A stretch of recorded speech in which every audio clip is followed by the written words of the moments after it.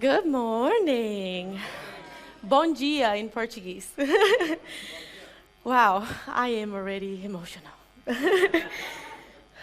Hold it up, Aline.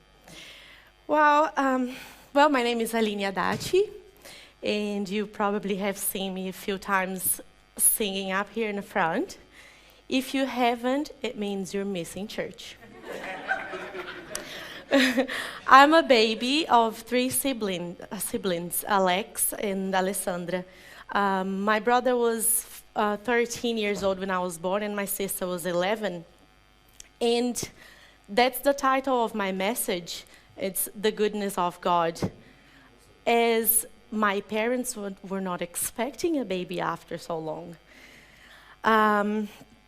I was born in a famous place you all know, Rio de Janeiro, known as Rio, the city of the samba, the carnival, and the beautiful statue of Christ the Redeemer.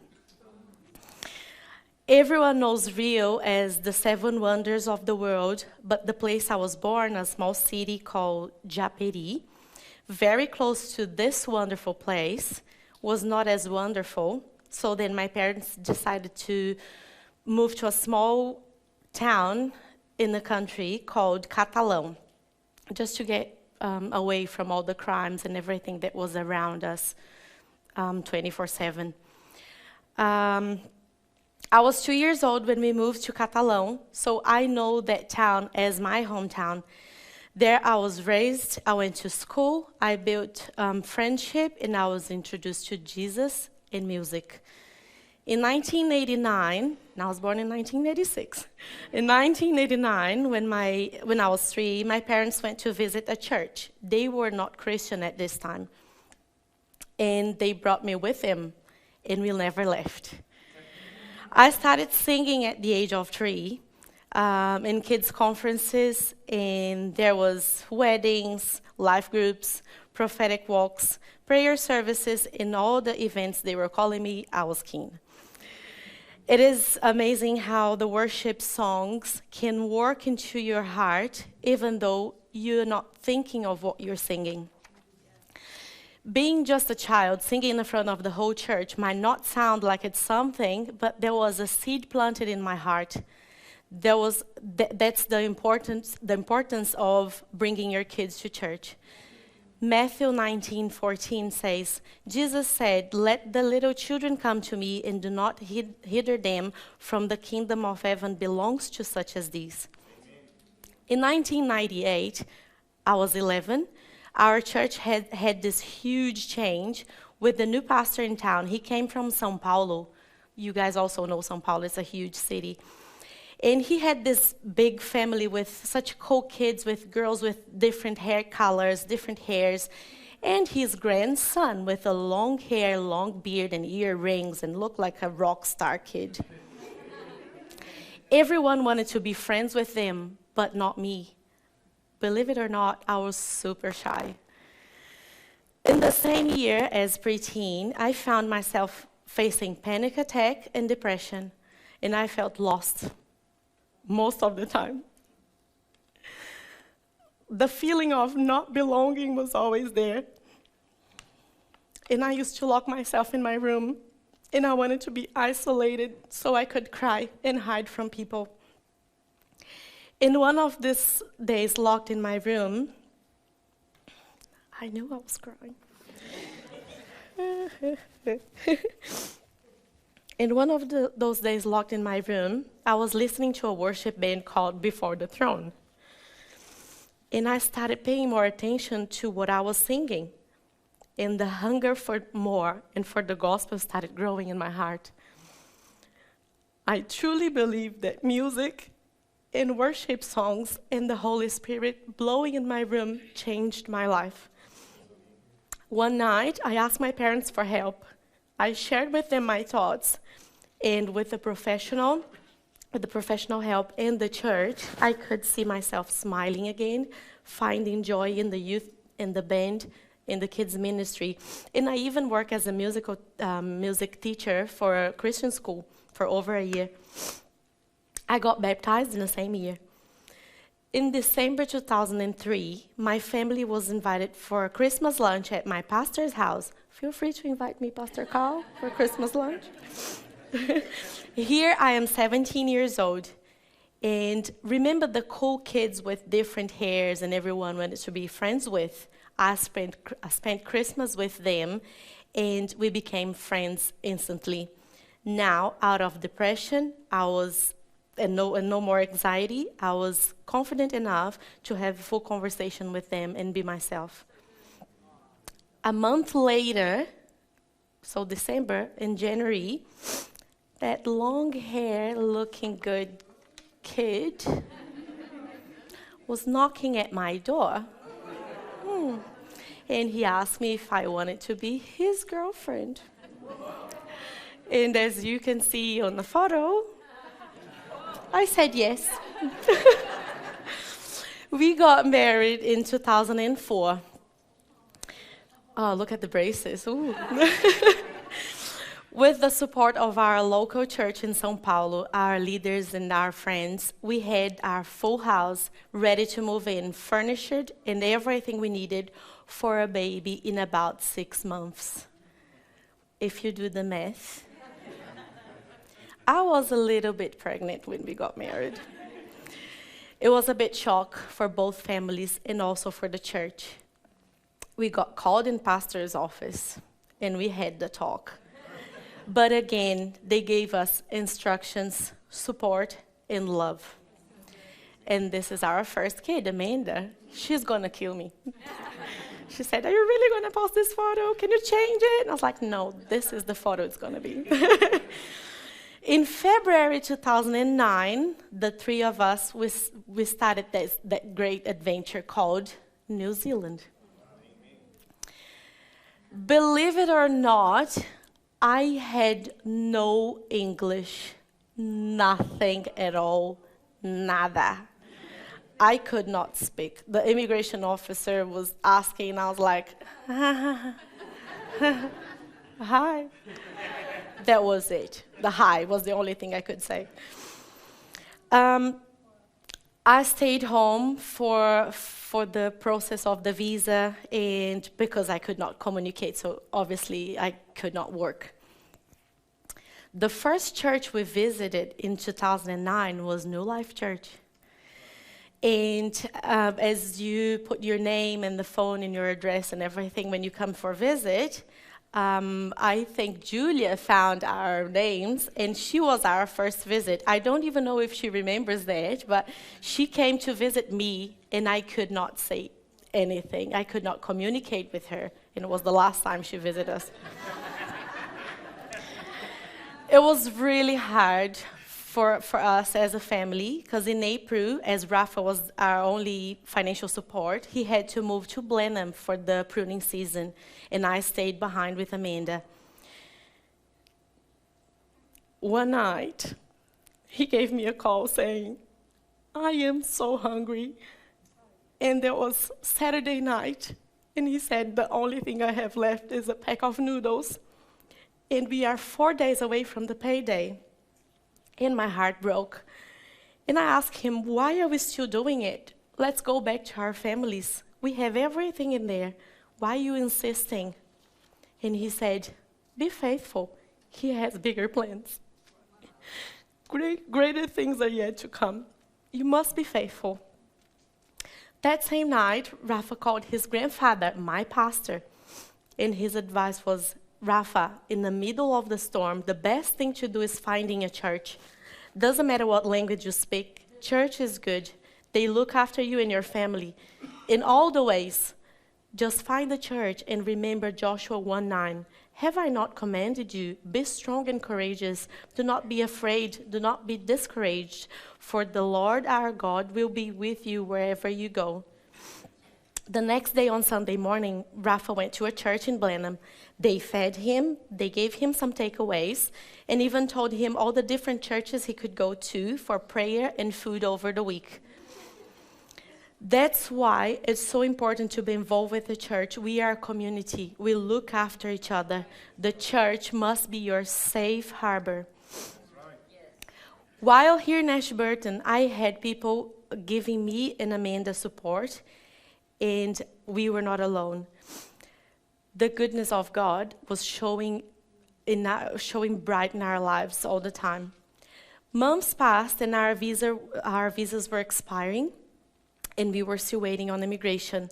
The work in the vineyard was done, and all the employers were letting people go, and with Rafa was not different.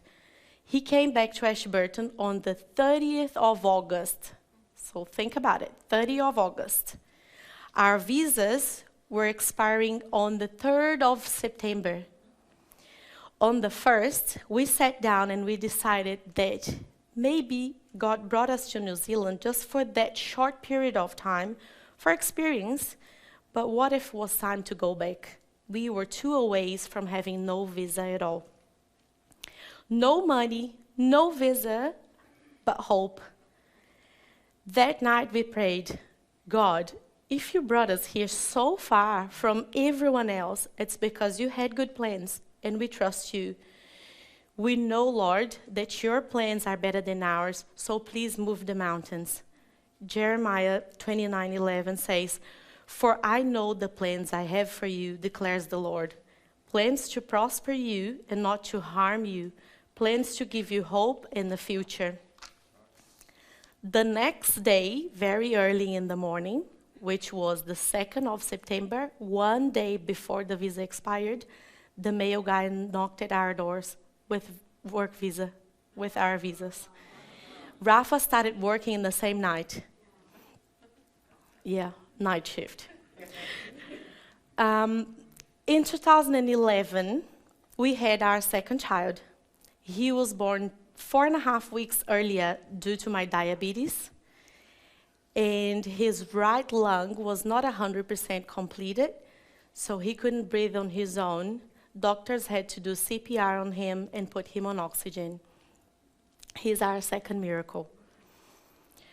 In 2019, we left our Brazilian church that we were attending for about 4 years, and we decided to join a local church. And remember Julia?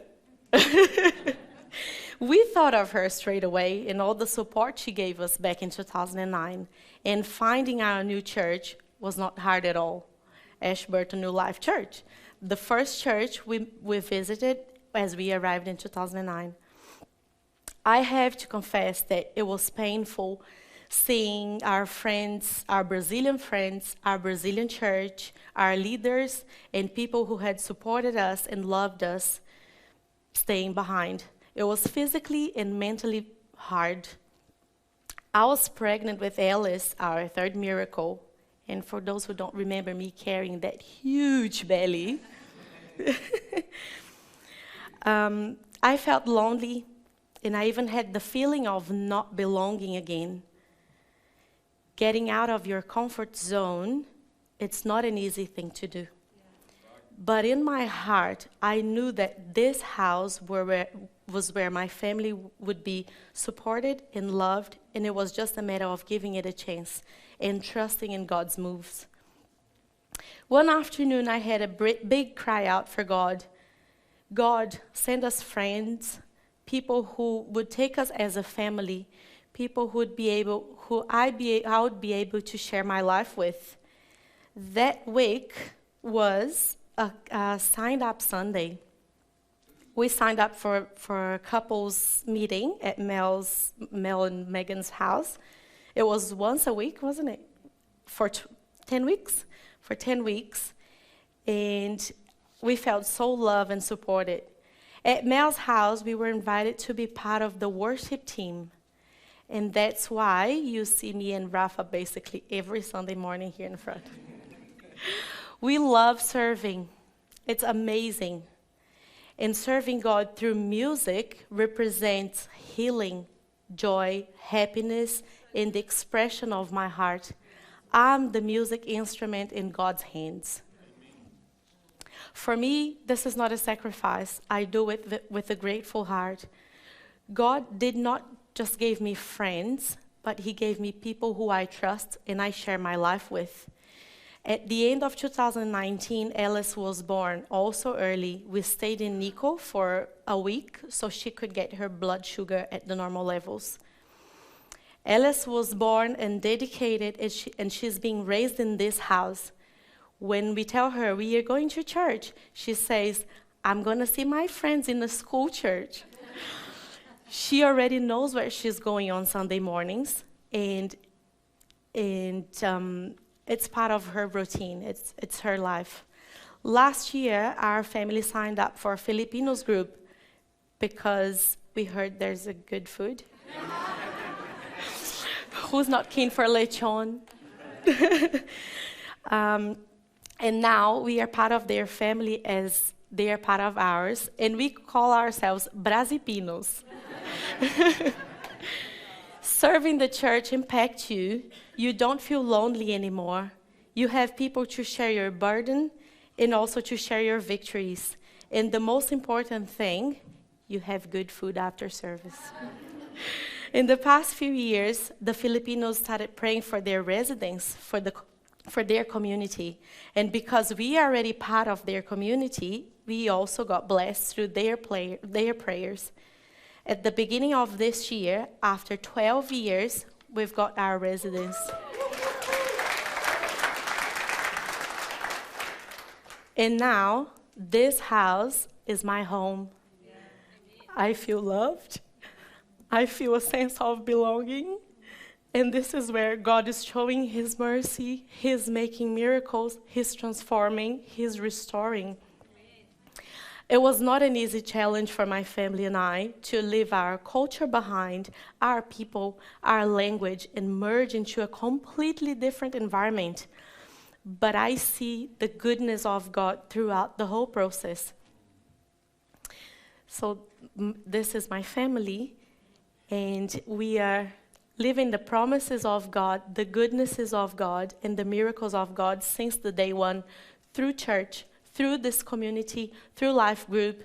And if you also want to see this in your life, I have 4 advices to give you, to encourage you with. Number 1, have an open heart. Listen to your leaders and accept advice. Be keen to change. If God's moving your life around, let Him do it. Let Him get you out of your comfort zone. Trust His work.